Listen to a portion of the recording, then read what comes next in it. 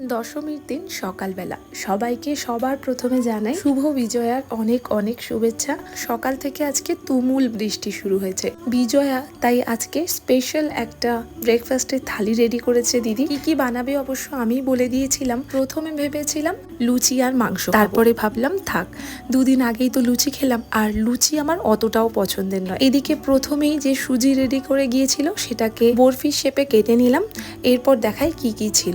রুটি, সাথে ছিল চিকেন কষা, আর ছিল আলু ভাজা, আর সাথে সুজিও। সকাল সকাল এরকম একটা ব্রেকফাস্ট থাকলে আর কি চাই। তবে আজকের দিনে বাবা মাকে ভীষণ ভাবে মিস করছি। তার উপর আজকে ক্লাবে যেখানে সিঁদুর খেলা হচ্ছে সেখানেও যাইনি, কারণ প্রতিমা বরণ করতে পারবো না, আমাদের যেহেতু ওষুধ চলছে। এদিকে বরং রান্নাগুলো কেমন খেতে হয়েছে সেটা বলি। গরম গরম রুটি দিয়ে চিকেন কষা খেতে বেশ ভালো লাগছিল, আর এরকম ভাবে সুজিটাও অনেকদিন পরে খেলাম।